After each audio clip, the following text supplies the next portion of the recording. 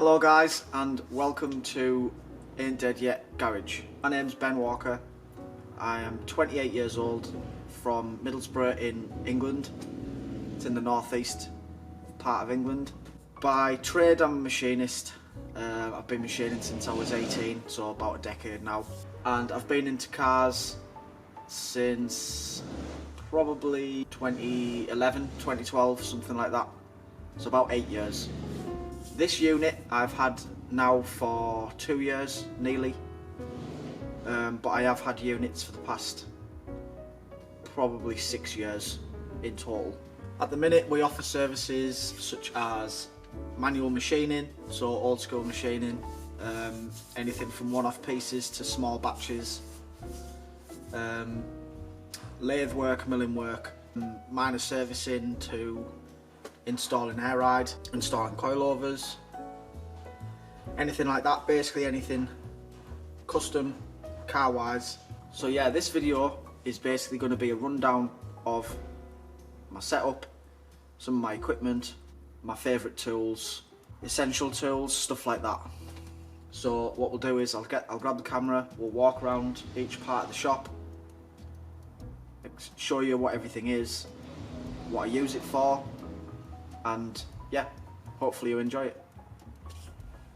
So jumping straight in, we'll start with this section of the workshop. So over here is probably my least used part of the shop. We've got speaker, random miscellaneous parts laying around. This isn't my Vise, this is Big Wilk's Vise. We've got my belt sander, which is just a Clark machine mart. I think it was about 110 quid, but it's a good little bit of kit. It's very handy for doing panel work, because you can use it's obviously got the face mounted disc here, and then it's got the big belt on the top, and it does go from horizontal to vertical, so that's a good little bit of kit. We've got my big compressor. I can't remember what cc it is, to be honest. Nope, can't remember. But yeah, it's a pretty big compressor. Considering I don't really use it that much, it's probably overkill, but at least I've got it. This is where I keep the engine that's going in the E28. This is a M20 B25. I did a few videos on fully stripping this down, cleaning everything up, because inside here was absolutely disgusting. Cleaned all the pulleys up, brand new belt, tensioner, water pump, all that sort of stuff. So if you are interested in seeing more of that, there will be videos further back that you can watch. But that is the B25, which will be going in the E28, which I'll get to in a minute. Moving on, this is probably a very essential part of the shop. This is the coffee / hot drinks section. I am English, so I do drink a lot of tea. But yeah, it's like where we keep the electrical. We've got like Milwaukee charger, charger for the camera, charger for the lights and speakers.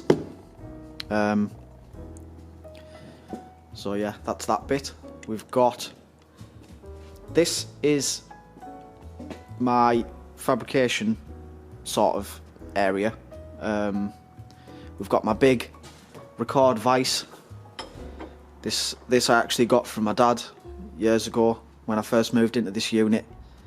I needed a Vise and he had this laying around, so I taxed it. Usually just keep all my air tools around here. These are some of my essential air tools. I've got tyre pressure, obviously you need an airline gun, loads of different wire wheel heads for cleaning up metal, orbital sander, we've got Dremel, we've got right angle Dremel, cut off wheel or death wheel, whatever you want to call it. We've got little vise here for holding things when I'm welding. This is the job that I've just finished up that was a previous video, so if you haven't seen this, I did a machine job on these bars. So if you haven't seen that and you want to check that out, go back to the last video. But yeah, this bench is basically where I do all my fab work. It's seen a lot of heat marks and grinding and stuff like that. So this is a well-used part of the shop. We have underneath just random tat. This is basically where I keep all my metal and stuff like that. I've got this box with just like welding consumables in it. We've got hand wash, and then over here I have, if you can see it, this is my Artec TIG 160 PD. It's just a little 160 amp TIG, but it's got loads of different. For what it is, I think the 500 quid new. For what it is, it's got a lot of features. It's got like, you've got 8 or 9 different settings that you can just choose, and you bring up the setting and it takes you straight to that. We've got pulse, stick, 2T, 4T, pulse free. You can alter your pulse frequency. You can change your pre and post flow of gas. Everything really. It's a pretty good little set. I did all the subframe work on the Corvair with that. I didn't really want to MIG it all, so I ended up TIGging it. So I've got my Euro torch. I've got this big bottle of argon. Probably overkill. I've had that bottle since I got the welder, which was probably 2 years ago now, nearly, and I've still not got through it. So more welding needs to happen in this unit, really. So moving on from the welding section, we have this is a Thiel, Thiel mill. This is a really good bit of kit. I bought this last year off my mate Rory down in Somerset. He brought it up in his van for me. It came pretty well kitted out. This was in a Rolls-Royce machine shop, basically, where they do a lot of the machining for the parts for the impellers on Rolls-Royce engines. So it came with this set of just your sort of universal milling clamp set. We've got all my tools for fixing for like collets, stuff like that here. We've got parallels, assortment of random clamps I've accumulated. As for the miller itself, it's a 3-phase machine. Not sure what horsepower it is. It does have coolant, but I haven't hooked it up. It came with a full Heidenhain 3-axis readout. So it's got the Y-axis, which is this one, the Z-axis, which is that one for the knee, and then the X-axis, which is this one for the side to side. In terms of, it has a boring head feature, which is this part of the machine here. That actually has a feed on it, so when you engage that lever, you can change your feed rate there. You've got a 0.06, a 0.1 and a 0.03 feed rates, and it actually feeds the quill down. So as you engage it, the quill will gradually go down like that. Really good feature. I've used it once or twice. It's got full adjustment of the head. We can go to something like 45 degrees, I think, maybe even more. I can't remember. I haven't really fully maxed that out yet. It has adjustment here, so you can bring this part of the machine, of the head, all the way out, or you can adjust it here, which is like your normal sort of, that's that one. Full gearbox. I can't remember how many speeds and feeds it's got, but it's got all those different speeds and feeds. It's got rapid rapid feed on all axes. It has the Heidenhain digital readout, which is a really good bit of kit. This has like, it's like a CNC but for a manual. It tells you PCDs, so if you want to do a bolt circle, you can put in what your bolt circle is into this readout and it will plot the coordinates for you when you give it a 0. All you have to do is wind the hand wheels to where you want them, or to where the machine says to go, and then drill your hole, move to the next one. So that's a good feature. But yeah, it's probably a 1970s, I believe these were, mill. Like I say, it's got the universal table, so I can actually adjust this table every which way. It can go like that, and it can also go like that on these adjustments. So you just back all the nuts off, all the securing nuts off, and turn the worm gears. There's one here. This is for the bed to do that, and the other one down there somewhere is for the for that direction. Next to the mill, we've got, this is also a metric miller. It's not imperial, which is rare, I think, because it's a European mill. It already came metric. Next to the miller, we've got this table that Big Wilk set up for me. On here, I usually just keep a hammer, a soft hammer, my drills. I've got an assortment of old tools, like got a machinist level there, have V-block, have a square with a level in it. I think that's moving right. Keep my Mitutoyo dial gauge. Got my boring heads. I've got 3 holes in this table for keeping tool in. They just slot in, as you can see. So I've got my boring head, my drill chuck, and a collet chuck under there. This lives on here just because it's what I use for using on these clamps, and I use these clamps pretty much every time I use the miller. Piece of little notebook just for writing down notes when I'm machining, stuff like that. We've got the machine came with a vise. It's a pretty nice little vise. It's pretty straight and true, so I can't ask more than that really. Also came with this dividing head turntable setup that I bought this little chuck for. That comes in really handy for putting hexes on bolts and stuff like that. I've used it a few times for doing stuff like that. So yeah, that's actually quite a handy little bit of kit.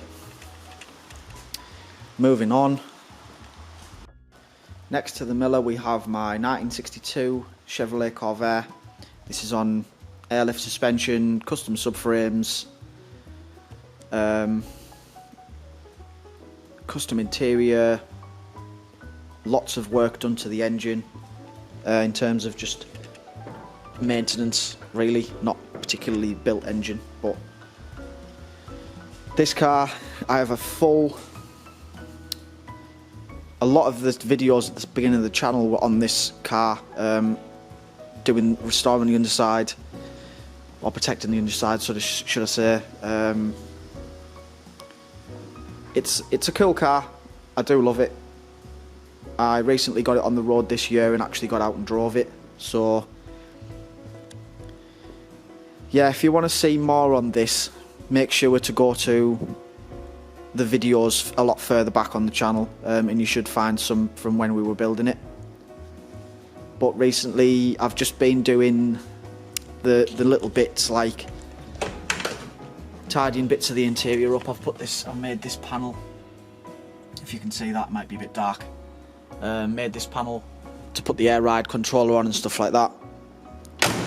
Made these centre caps for the SSR wheels. These are actually JDM SSR Mark 1s, 15 by 7 I think they are, with 25mm spacers. or a 15mm on the back, 25 on the front. But yeah, if you want to see more of this car, make sure to go back a few videos. Here we have my barn find E30 325i Saloon. I bought this at the beginning of the year, well, probably mid-year, with intentions of just putting it back together and selling it. So it's pretty much done now. There's only a few bits left to do. It needs a bit of rust repair on one of the corners, on the floors. But I think I've done a video on this car, a bit more about it, but just give you a look inside. It's got M-Tech 2 steering wheel, M Sport seats, manual. It's had a manual conversion, so it's 2.5 manual now. It's got the onboard computer, stuff like that. It's a nice car, it's a clean car. Apart from that one little bit of rust, and it runs pretty well. Do have a slight cold start issue, but it's probably an idle control valve. I'll get that sorted. Moving on, I'm going to try and get through this quite briskly because I realise this video is probably quite long by now. We've got engine crane next to my this is the B20 motor out of the E28. This engine is pathetic, slow as hell, but it does have a sentimental value because I've been to Austria with it twice. It's took me there and got me back. So I suppose I can't hate it too much. We've got the Getrag gearbox from that engine. That will probably be used for the B25 that's going in the E28. This workbench is basically storage. I've got Halford's essential, everybody has one of these tool sets. On the top we've got my little Blue Point set, little quarter drive set. We've got my Milwaukee power tools. I only have an impact and a drill at the minute. I need to invest in some more of those. Underneath is just all paints and WD-40s and brake fluid and shit like that. Under here I'm storing a lot of the parts off of the E28, along with like oil for the lathe and the miller. That's hydraulic oil. And then up here we've got my toolbox. This is like my shelf of random crap. We've got a bike from Thailand, a little temperature gauge that came in the Corvair, a few ridiculously sized valves, a PS13 Hot Wheels car that Lewis Clark gave me, Renstall shift knob that I've had for years, and this is a genuine E28 heck blend, which I didn't know existed. I found that on eBay probably 7 years ago, 6 or 7 years ago now. I've never actually ran it on the car, but I probably will when I get it back out.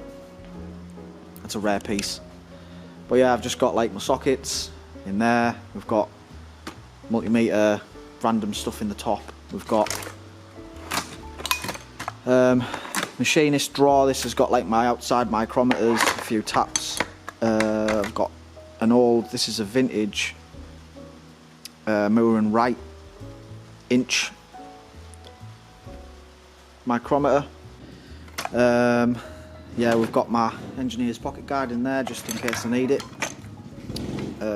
We've got like random bolts and old fuses.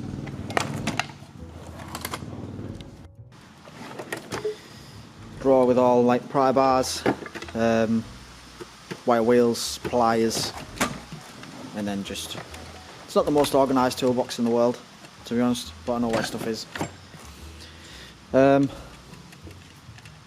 Here we have this is my 2-post 4.4 ton ramp, I think. It's a Eurotech. Bought this a few years ago when I first got this unit, and it's definitely been a worthwhile investment. I've built the Corvair on it. I'm currently building the E28 on it. Yeah, it's definitely worth. It was worth the the outlay of buying one. So if you've got the space, I'd definitely suggest getting a ramp. Over here we have my Colchester Student round head lathe. This is a 1950, early 50s model. It's a bit of a workhorse, so it's covered in chips at the minute, but it's still got the original tool post, which I want to switch out for something a bit more user friendly, maybe a multi-fix or something like that. Minimal backlash. It's in quite good nick. It's the original. Well, it's covered in green paint. I think it was grey originally. Let's see.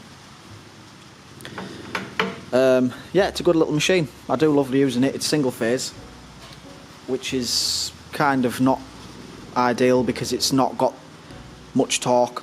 It struggles to do decent sized cuts on even aluminium. So it does have coolant. It's in the bay in the bottom. I've got it's got this drawer. I've just got like cutting fluids, Allen keys, deep bearing tools, measuring equipment, stuff like that. Got all my random bits of HSS in here. We've got soft hard jaws. That's full of HSS bits. A few carbide bits, not much though, with it being a jobber shop.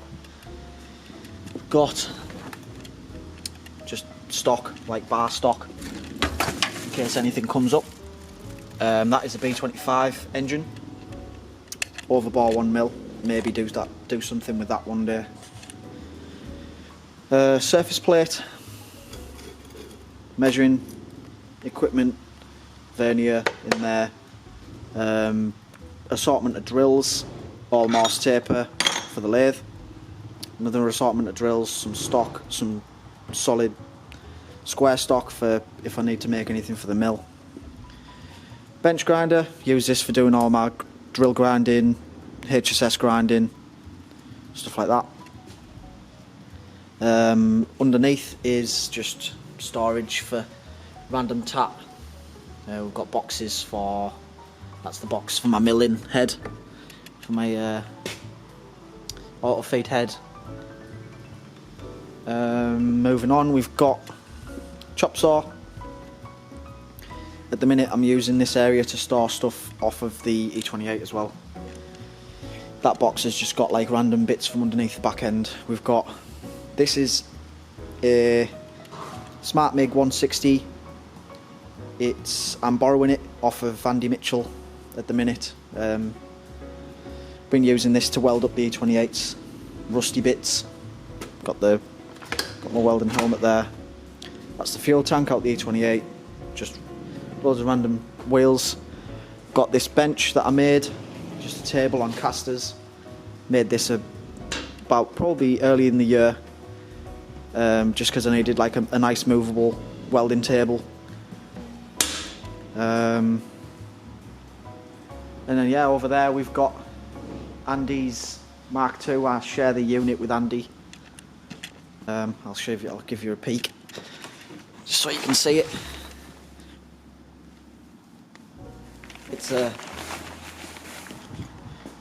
It is, I can't remember the name of the green now. It's a really nice green. On modern lines, VR6 powered, sounds absolutely amazing. He's on about putting a BAM 20 valve turbo engine in, which is a shame because it's going to lose the sound of the VR, but it should drive a lot better. Obviously, last but not least, the last car in the garage is the E28. This is it's a 1986, I believe, 520i originally, but as you can see, it's a bit of a project at the minute. I've owned this car for 7 years now, and at the minute I'm just on with restoring the underside. I'm starting to get a few bits of rust in places, so we've had this bit here which I've sorted out. All the bottom of the sill was gone, and also this mount here, which was the subframe mount. Just the outer skin on the car had rotten away, both sides unfortunately, but yeah, I'm just dropped the subframe off and I'm just cleaning everything up and resealing it. I'll put some photos on the screen of what this car does look like when it's in one piece, but yeah, that's kind of that's what started my love for BMWs.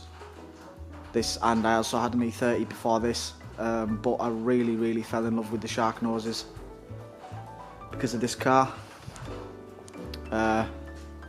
It's going to have the B25 in it. It's going to be fully restored underneath, and yeah, it should be a nice clean car when it's done.